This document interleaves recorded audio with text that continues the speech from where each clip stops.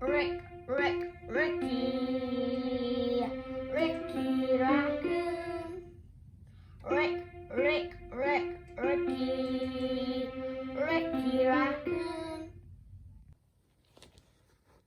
Today, Ricky, you're going to learn about two very important people in history. The first person is Martin Luther King Jr. And then we're going to learn about Rosa Parks. Okay, first one, Martin Luther King Jr. I Am Martin Luther King Jr. by Brad Meltzer, illustrated by Christopher Elapoulos. I am Martin Luther King Jr. When I was little, I used to get into a lot of accidents. One day, my little brother hit me in the head with a baseball bat. The other times, I mistakenly got knocked over by a car. Another day, I tumbled over our banister, then bounced through an open door into the basement. Whoa, amazing fall. You okay? I'm okay. No matter how many times I fell, I kept getting back up. Even before I could read, I knew I liked books. My dad always talked about how I kept a lot of books around me. I used to tell my parents, when I grow up, I'm going to get me some big words. There is a power in words. Big words were in my future. When I was 6 years old, one of my best friends was a boy whose father owned a store across the street. Tag, you're it. No, you're it. No, you're it. No, you're it. My friend was white. I was black. It didn't matter to us. We would play games and have fun together. But when we started going to school, everything changed. He went back to school where all the kids were white. I went to a school where everyone was black. Soon after, he told me, I can't play with you anymore. Why? My dad said so. He doesn't want us to be friends. But why? You're one of my best friends, aren't you? Aren't you? I didn't understand. It didn't make sense. At dinner, my parents explained, it's because you're black and he is white. I was so mad that day. How could someone treat me differently just because of the color of my skin? I wanted to hate my friend and his father. It's not very nice, is it, Ricky? No. But my parents told me to do the opposite, that I should love my friend, even though he hurt me. They taught me that it's better to have more love in your life than more hate. Then my mother taught me one of the most important lessons of all. You are as good as anyone. You must never feel that you are less than anyone else. I wanted to believe it, but every day I saw the opposite. I saw you could be treated unfairly just because of the color of your skin. If you were white, you went to a good school with great playgrounds and plenty of books. If you were black, your school was small and sometimes with no desks or even windows. Check it out, a playground. Check it out. Where's our playground? It wasn't just the schools. People even had to use different water fountains, different elevators, even different bathrooms. In fact, on a hot day when everyone wanted ice cream, if you were white, you could sit at the counter and eat from a nice dish. But since I was black, if they served me at all, it was through a side window, and they put my ice cream in a flimsy paper cup. This ice cream is perfect. This ice cream is melted. It got even worse when I was 14. I had just won a speech competition. My speech was about being fair to all people. I was so excited. Then on the bus ride home, a few white people got on board. You need to give up your seats to the whites. At first, I stayed put. It didn't seem fair. My teacher convinced me to move. We spent the rest of the ride standing and getting tossed in every direction. It wasn't the angriest I've ever been. It was the angriest I have ever been. Every day, this is what life was like. Black people were treated terribly. The only question was, what could I do about it?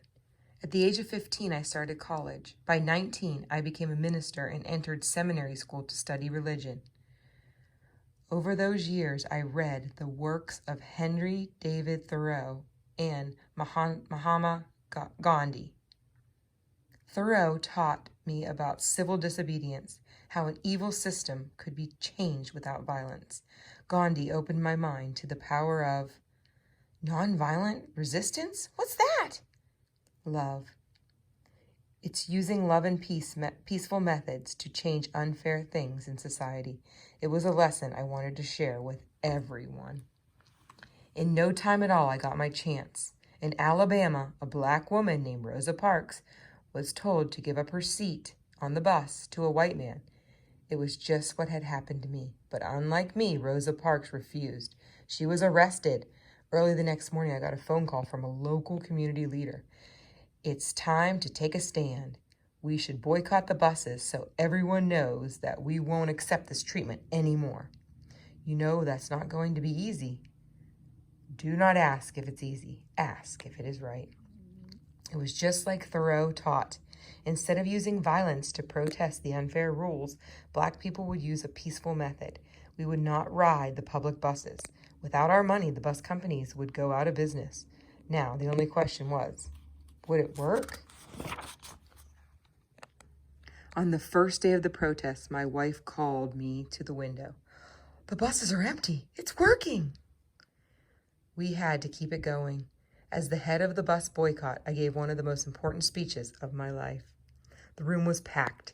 Camera crews were filming. I had only 20 minutes to prepare. I didn't use notes, but by speaking from my heart, I found out how big words can be.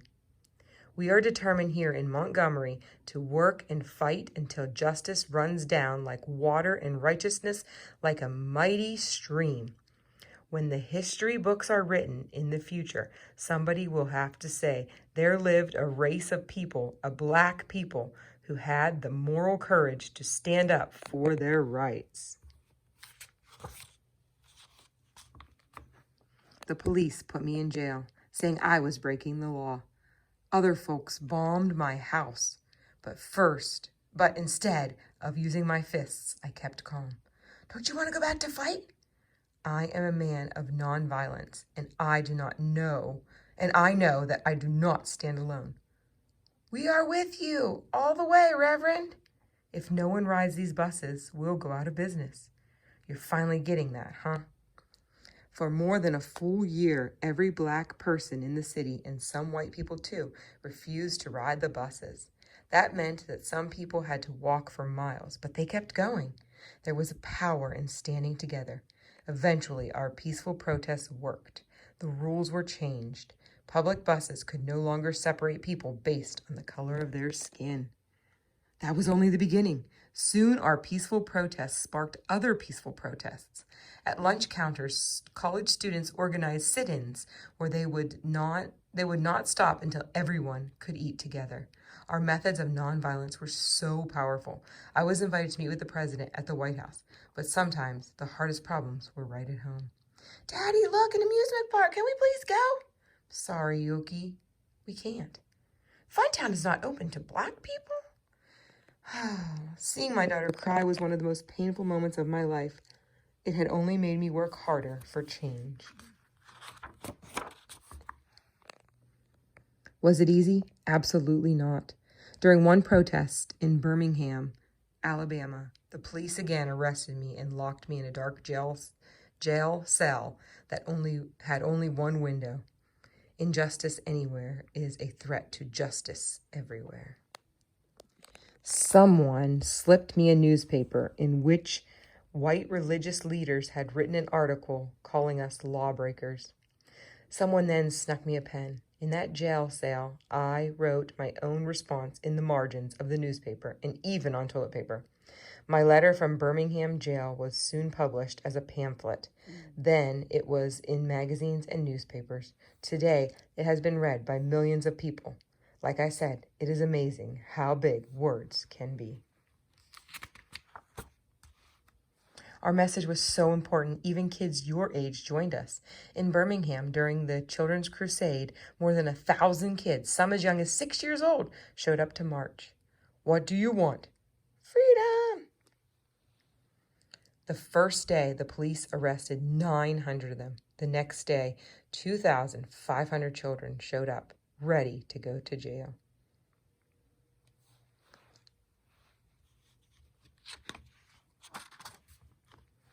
This was our finest hour. Enraged that we were not giving up, the chief of police told the firemen to spray the children with water hoses and attack them with dogs. They thought it would stop us, but instead, as the whole country watched on TV what they were doing to our children, it was a wake-up call for the nation's conscience. How can they treat little kids like that? That's not right. We need to help them. 90 days later, the rules began to change. Now blacks and whites in Birmingham were using the same lunch counters, water fountains, and restrooms. You could feel it in the air. More change was coming. Freedom was contagious. By the summer of 1963, an estimated 1 million Americans held their own protests in cities across the country. A man named A. Philip Randolph suggested a massive march. If we march together peacefully, they won't be able to ignore us.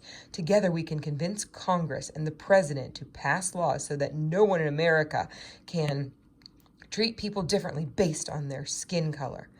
I like the idea. Where should we have it?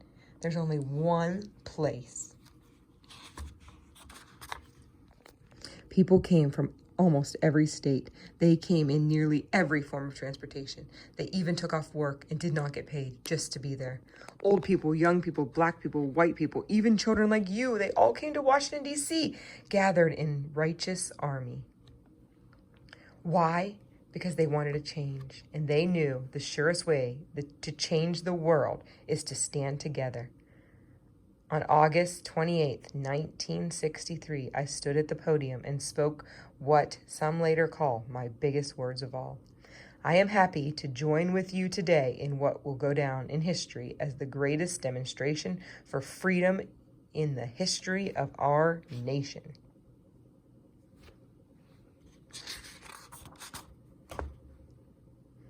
I have a dream that my 4 little children will one day live in a nation where they will not be judged by the color of their skin, but by the content of their character. I have a dream that one day little black boys and black girls will be able to join hands with little white boys and white girls as sisters and brothers.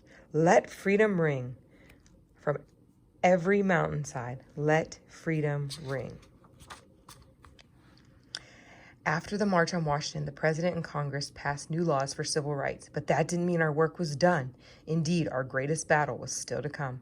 It began with 600 activists as they tried to walk 54 miles from Selma, Alabama, to the state capital of Montgomery. Back then, there were rules that stopped black people from voting. If you wanted to change the laws, you have to be able to vote for new people who make the laws. We're marching to tell the governor we want voting rights. This brutally must end. No matter what, don't let them pass. The police had billy clubs and tear gas. They attacked our group and knocked many people down. But as I learned so long ago, you just have to get back up. No matter how hard they hit us, we remained peaceful. Still, we didn't get through. 2 days later, we tried again. Now there were 2,500 of us. We will go to Montgomery. No, you won't. I promise you won't. Once again, we tried. Once again, we did not get through. Did we give up? What do you think, Ricky? You think he gave up? No way. What do you think? It was Sunday, March 21st, 1965, our third try. Now we had 8,000 people with us. We are on the move. We shall overcome. Check out the crowd. Black, white, Christian, Jewish, all standing together. For 2 days we marched. Rain could not stop us. The world was watching. The White House, too. President Johnson even sent troops to protect us. Exhaustion would not stop us. We reached Montgomery, Alabama. As we reached Montgomery, Alabama, tears were shed. But this time, they were tears of joy. In my life, people tried to tell me I wasn't as good as they were, just because the color of my skin. When someone hurts you like that, it can be tempting to hurt them back. You must refuse. When someone shows you hate, show them love. When someone shows you violence, show them kindness. To reach our goals, we must walk the path of peace. We must lock arms with our brothers and sisters. We must march together. When we do, our voices will be heard and freedom will ring. Remember Funtown Amusement Park? Its doors eventually opened and to Black people, and Dr. King got to take his daughter there. Did you know that he was the youngest person to win the Nobel Peace Prize at the time, just 35 years old? He donated the prize money to the civil rights movement.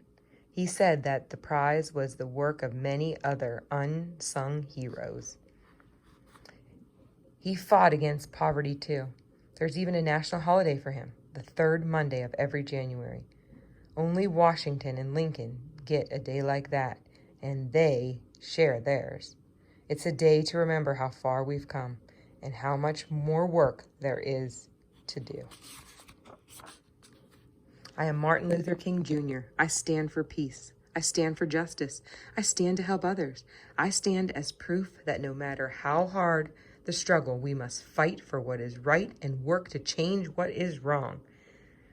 Whatever struggle you face, no matter how hard it gets, you must always move forward. I am proof of this. If we rise up, if we stand together, if we remain united, nothing can stop our dream. The time is always right to do right. Martin Luther King Jr. At the March on Washington, Martin with his wife and children.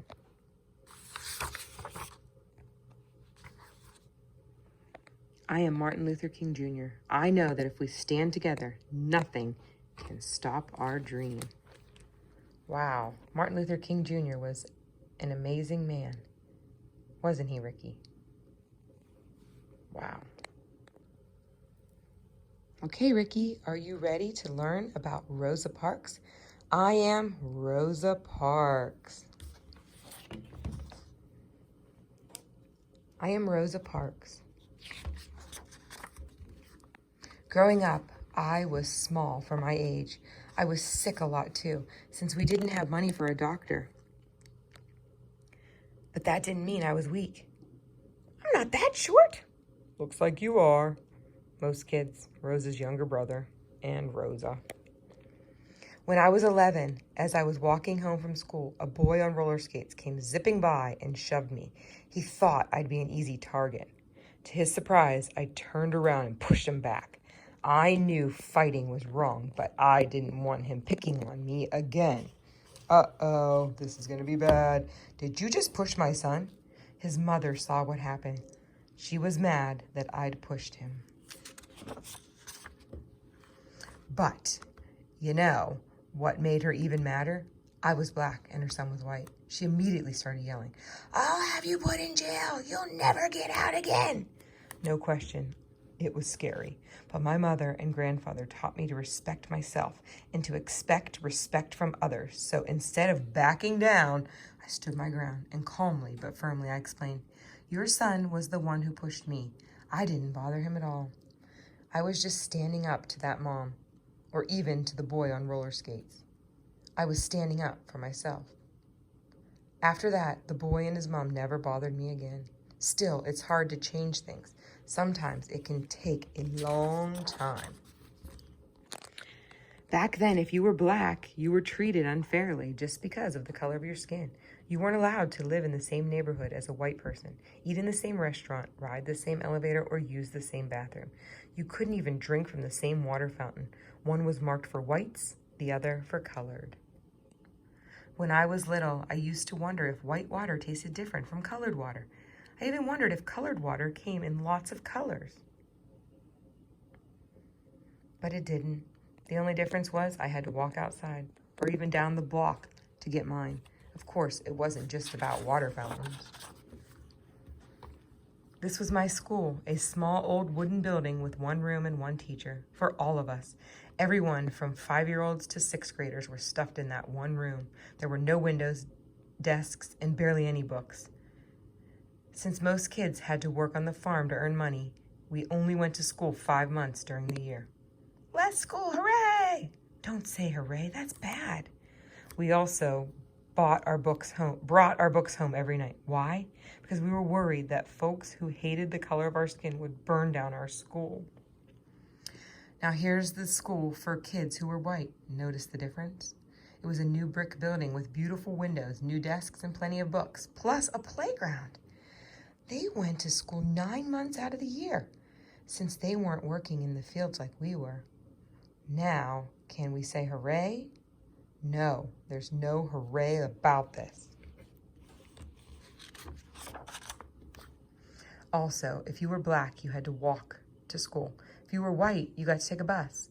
The worst part was when I'd walk home with my brother, the kids on the bus would throw trash at us. It made us feel horrible. But there were no civil rights back then. The only solution was to move off the road. And really, what kind of solution is that? As I got older, things didn't change much. There's no room in here, lady.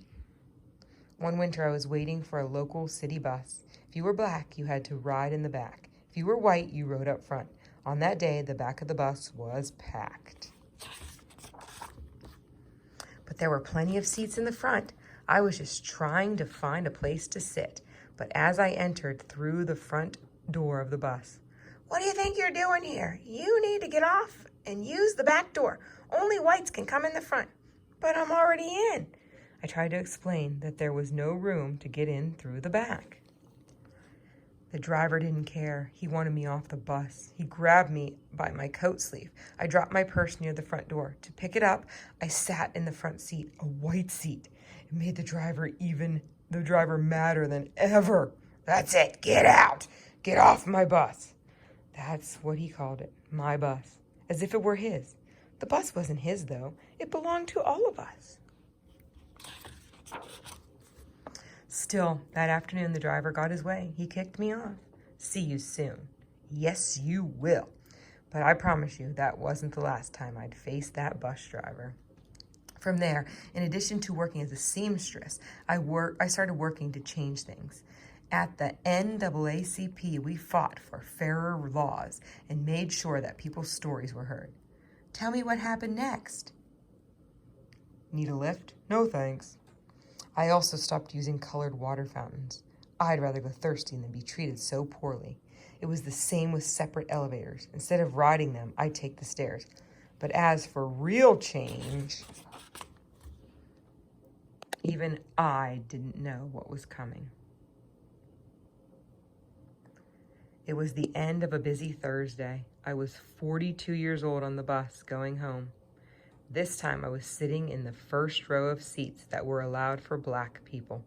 There was one man next to me and 2 white women across from me. It was the exact same driver from before, the exact same one from all those years earlier. At the third stop, a few white people got on, filling the rest of the empty seats. There was one white person left standing, so the driver told those of us in my row, "Let me have those front seats." At first, none of us moved.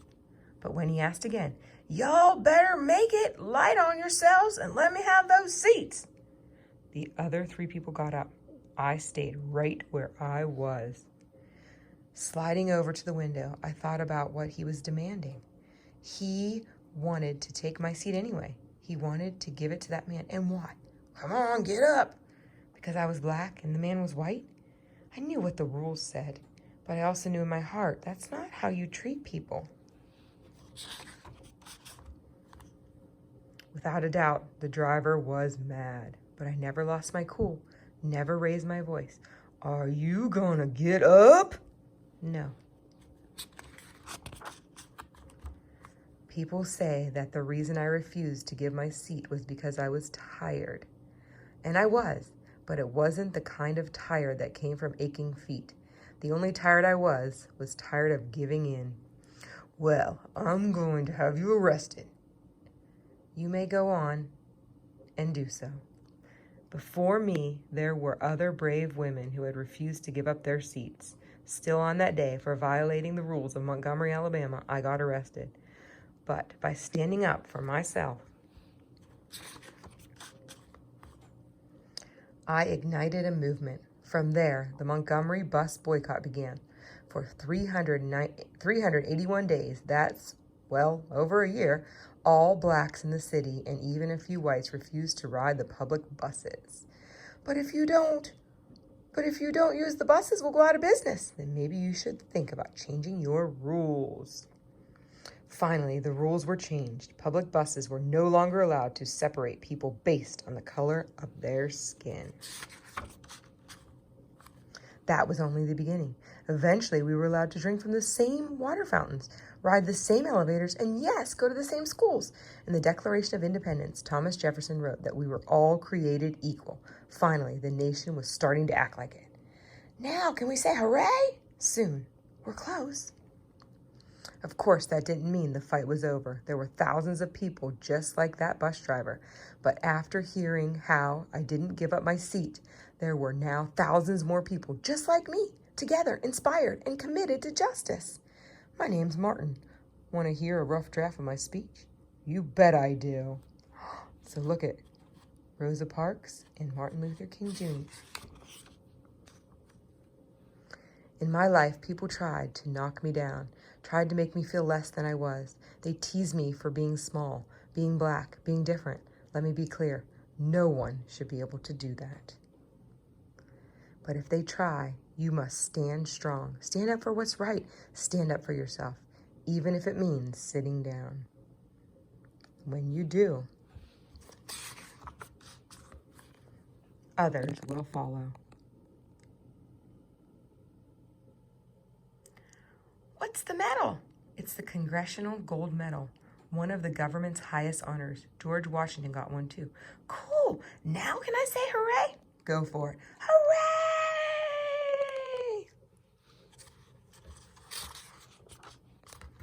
I am Rosa Parks. I'm not a politician or a president or an actor or a famous business owner.